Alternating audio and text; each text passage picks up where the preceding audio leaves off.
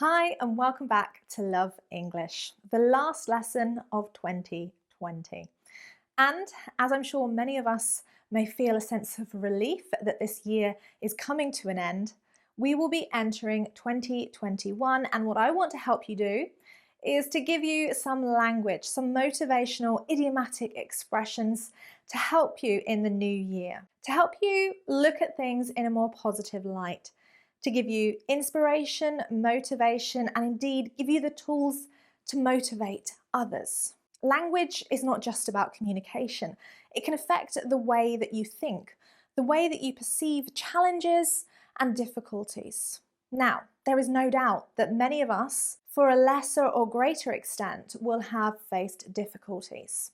Emotional, mental, financial. This year has been hard on everyone, but let's go into 2021 with a positive attitude. Let's see that the glass is half full rather than half empty. Let's keep our chin up and make sure that we stay positive throughout the year, because we can already see the light at the end of the tunnel. So without further ado, let's have a look at these 14 idiomatic expressions to stay motivated and positive in 2021.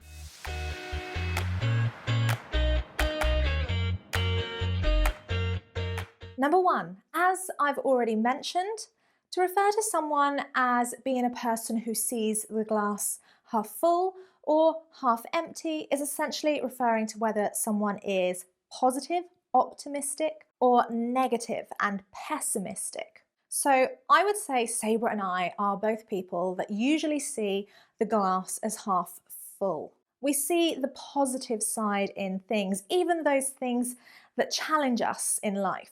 If someone sees the glass as half empty, they are pessimistic. They always look to the negative and they can't see the positive in many things. First rule this year, let's make sure we are the person that sees the glass half full. Look for the positive, the opportunities, and the benefits that challenges bring us. Number two, I quite like this expression. I think it's a nice, gentle way to encourage someone to be more positive. Don't be a negative Nelly. Don't be a negative Nelly. Or you can say you're such a negative Nelly. Now, you could use this expression with children, with maybe teenagers, anyone really that you're trying to encourage in a gentle, perhaps parental way to be more optimistic, to not be so down and pessimistic. So don't be a negative Nelly. Don't be so negative and depressing, really. Now, number three is idiomatic, but yes, slightly more slang, informal. So be careful who you use this expression with. My mother, when I was growing up, often used this expression with me, and I might use it when I'm talking about myself, motivating myself. Get your ass in gear.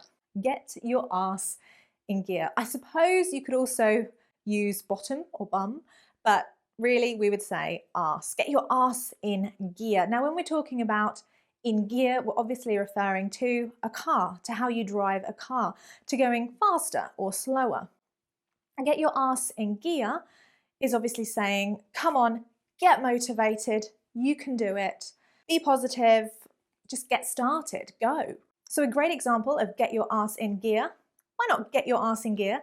Click the link below and check out the Lingoda language sprint. If you really want to learn English, to improve your language fast in 3 months and potentially get 100% of your money back, then the Lingoda language sprint is really going to help you get your ass in gear. And you now have until the 10th of January to sign up for the sprint that will start on the 15th of January and last 3 months, where you have the opportunity to study with a native professional teacher, whether you want to study English, Spanish, French, or even German, and they have a business English course.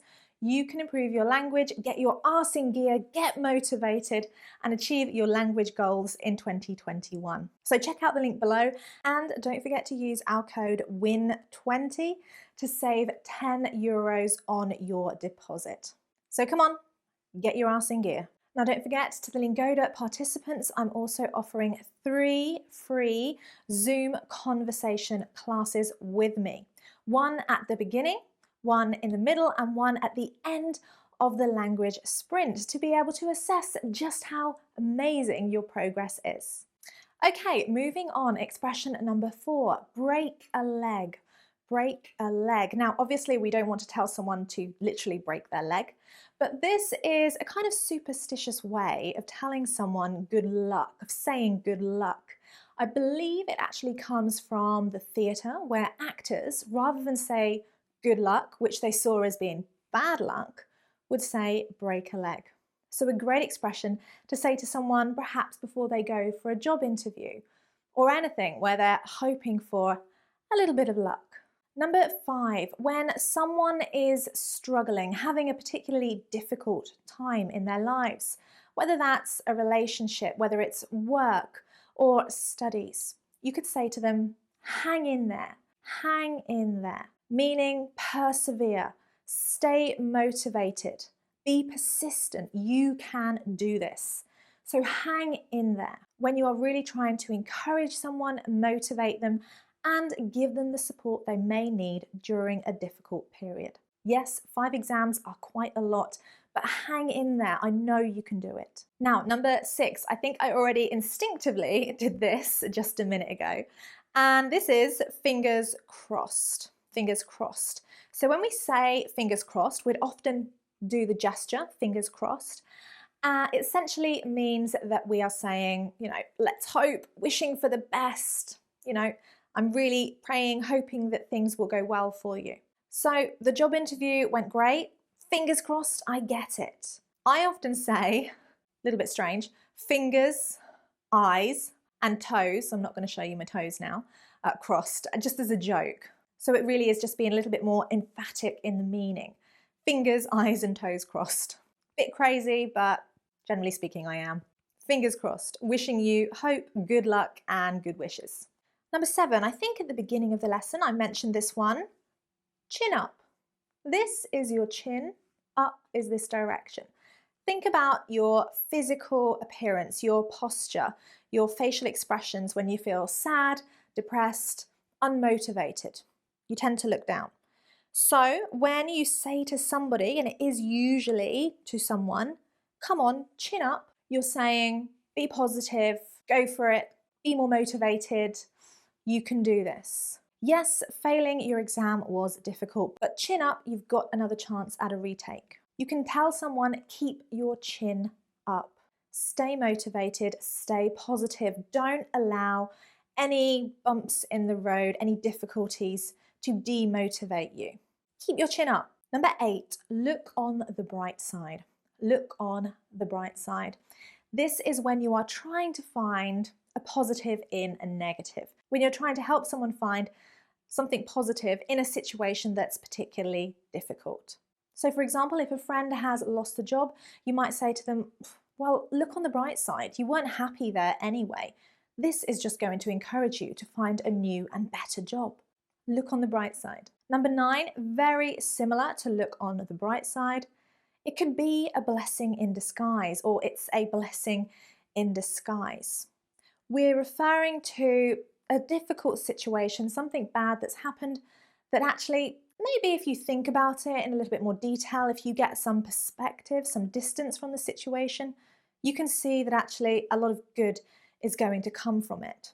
Now, arguably, it's very hard to find what the blessing in disguise is over the past year with coronavirus and all the chaos that's gone on. However, if we were trying to find the blessing in disguise, perhaps we could see the pandemic has actually brought people together. It's shown the kindness in humanity. It's made us reassess the way we live and really appreciate the small things, socializing, going for walks, going to work, that we may not have really appreciated before all of this happened. I would say that looking for a blessing in disguise in this situation is pretty difficult, but it's possible. But let's think of another example. Perhaps we could say, well, okay, this year we haven't been able to socialize, to spend Christmas with our families in the way that we normally would, but perhaps it's been a blessing in disguise. For some of us, we may have enjoyed those quiet Christmases with our immediate family, not stressing about cooking big meals and looking after Uncle Frank when he's had too many drinks. So, where is the blessing in disguise for you during this period? Do let me know, comment below in the description box. Number 10, every cloud has a silver lining. Every cloud has a silver lining. We've definitely referred to this idiom in previous lessons, but it is such a great one and a very, very positive one. The cloud being the negative, sad, depressing situation, and the silver lining referring to the sun beginning to appear from behind that cloud. It suggests that every difficult time, every challenge we face comes to an end. Things change, they always do. Yes, you may have found it very difficult this year, but every cloud has a silver lining. I'm sure you've also been able to spend time doing some of the things you love, maybe more time with your children at home, or perhaps more time enjoying hobbies, or even just binge watching a bit of Netflix. Every cloud has a silver lining. Number 11 and 12 are great when you're trying to encourage someone and tell them that their possibilities are endless, that they can achieve and do anything. The sky's the limit. The sky's the limit, meaning you are not limited by anything. What do you want to study this year? Do you think you can improve your English? Well, the sky's the limit. Basically, as much as you want to improve, you can improve. And similarly, the world is your oyster.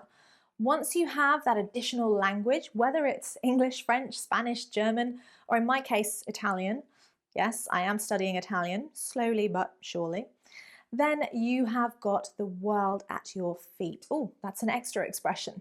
The world is your oyster, meaning you can do anything, go anywhere, once you've achieved something, perhaps. The world is your oyster. When you know English, you can travel anywhere. You'd often use this expression with someone that is younger than you. You'd say to perhaps a graduate from university, the world is your oyster now. What are you going to do? Now, number 13 and 14 are idiomatic expressions you may even come across in the news at present. There's light at the end of the tunnel, or the end is in sight. There's light at the end of the tunnel, or the end is in sight. Certainly, the new vaccines that have been developed, however you may feel about them, is suggesting that there is light at the end of the tunnel, that the end is in sight. For many of us, we are hoping that next year will mean fewer lockdowns, fewer restrictions, and hopefully a little bit more socializing. So, the end is in sight. There's light at the end of the tunnel. We can see the end of this difficult period is coming. We just have to be a little bit patient. And there we have it, guys. Thank you so much for taking the time to watch our final lesson of 2020, and do comment below.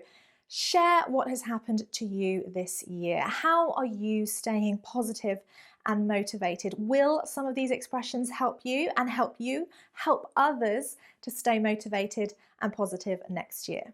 And of course, do not forget, if you are motivated to study English and to improve your language in the next 3 months, then do check out the link below to Lingoda. Studying on the Lingoda language sprint for 3 months intensively is definitely going to help you get your arse in gear and improve your English fast. And don't forget our special discount code, WIN20, to save you €10 off your deposit. And don't forget those Zoom classes. For more details, terms and conditions, do read the details in the description box below. Thank you so much for watching. Thank you for all your support this year.